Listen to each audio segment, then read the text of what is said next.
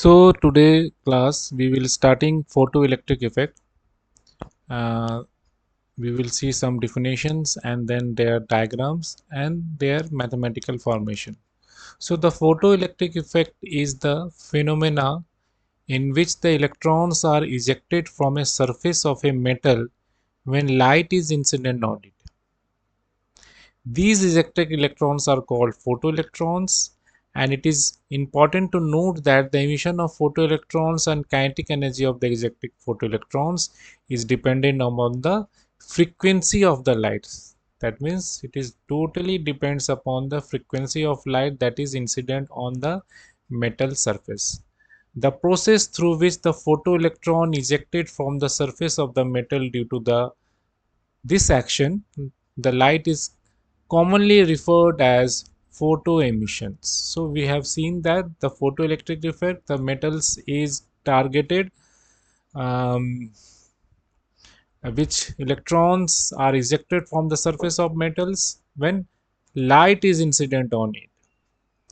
The photoelectric effect occurs because of the electrons at the surface of the metals tends to absorb energy from the incident light and use to overcome the attractive forces that binds them to the metallic nuclei.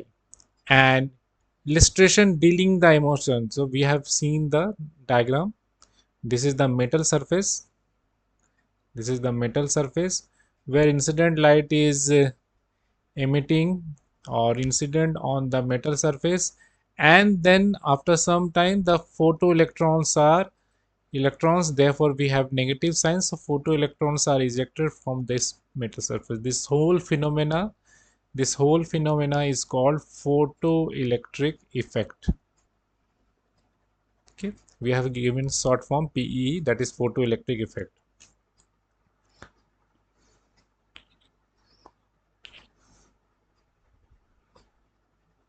Now the history of photoelectric effect. The photoelectric effect was first introduced by Wilhelm Ludwig's Franz Howard in the year 1887, and experimental verification was done by the Hertz. Therefore, this is very important, Rudolf Hertz. They observed that when a surface is exposed to the electromagnetic radiation, incident light is generally electromagnetic radiation at the higher threshold frequency. We will see what is threshold frequency. The radiation is absorbed and the electrons are emitted. Today we study the photoelectric effect as a phenomena that involves a material absorbing electromagnetic radiation and releasing electrically charged particles. To be more precise, light incidents on the surface of the metal on the photoelectric effect causes electrons to be ejected. The electron ejected due to the photoelectric effect are called photoelectrons, and it is denoted by E minus. The current produced as a result of ejected electron, these currents are called photoelectric current. Now, explaining the photoelectric effect on the concept of photons. The photoelectric effect cannot be explained by considering the light as a wave.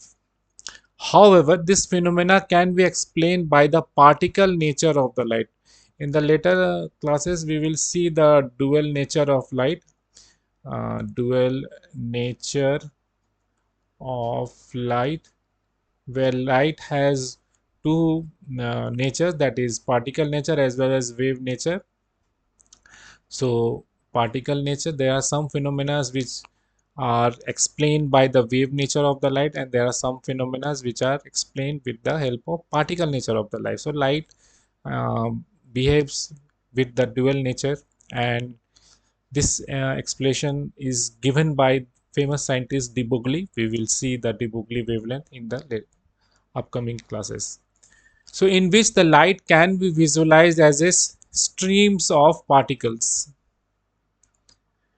electromagnetic energy. These particles of a light are called photons. The energy held by photon is related to the frequency of light via Planck's equation. This is the Planck equation. that we have seen in the previous class. E is equal to h nu, where h is the Planck's constant, or we can see, as we know, that nu is equal to c by lambda, as we know that c is equal to nu lambda. So we can write h into, in place of nu we can write c by lambda. This is the another form of Planck's equation. So E denotes the energy of the photon, H is the Planck's constant, nu denotes the frequency of the light, C is the speed of light in the vacuum, and lambda is the wavelength of the light. Thus, it can be understood that the different frequencies of the light carry photons of various energies. For example, the frequency of blue light is greater than that of red light. So the wavelength of blue light is much shorter than that of wavelength of red light. Therefore, energy held by the photon of blue light will be greater than the energy held up by the photon of the red light. As we know that the energy is totally depend upon the, we can see that E is inversely proportional to lambda. So the energy held by photon of blue light will be greater than that of the energy held up by the photon of red. Why? Because the wavelength of blue light is much shorter of the wavelength of red light. So the uh, energy of the blue light will be greater, as we know that E is inversely proportional to lambda, and lambda of blue light is less than lambda of red light. Therefore, E of, as we, it is inversely proportional, therefore E of blue light is greater than E of red light. E is the energy held up by the photon in this reaction, or is this equations. Now the threshold energy we have given that the what is threshold energy. This is the minimum energy.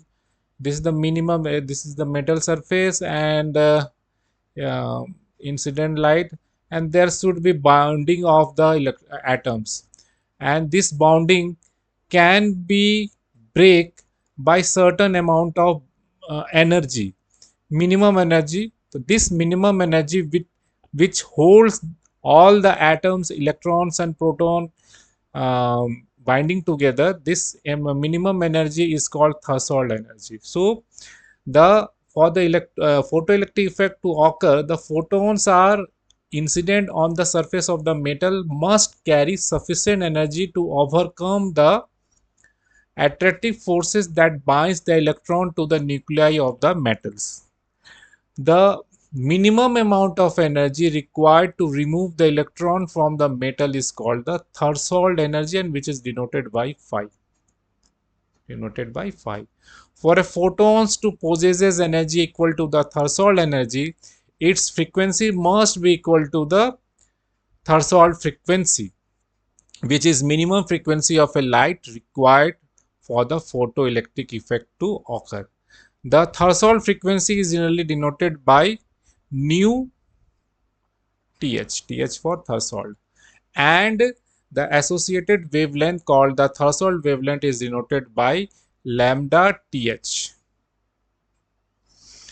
The relationship between the threshold energy and threshold frequency can be expressed as follows. As we know that phi is the minimum energy. So we have, in place of E, we are writing phi. This is the symbol of energy. As we know that Planck's equation, E is equal to h nu. So in place of V, we are writing minimum energy, that is phi. In place of h, we are writing h. In place of mu, we are writing threshold frequency, ETH. Or we can write h nu. For nu, we can write c, that is speed of light, divided by the lambda th, as we know that nu is equal to c by lambda. So in place of simple lambda, we are writing threshold lambda. The next is the relationship between the frequency of the incident photon and the kinetic energy of the emitted photoelectrons. Therefore, the relationship between the energy of the photon and the kinetic energy of the emitted electron can be written as E photon is equal to minimum energy plus energy of the electron.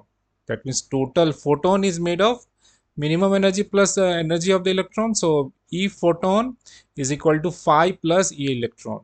and we have that is that E photon is equal to h nu, and phi is equal to h nu threshold. So h nu threshold, and we know that the kinetic formula of kinetic energy is equal to half mv square. So where half mev square, where me is the mass of the electron, mass of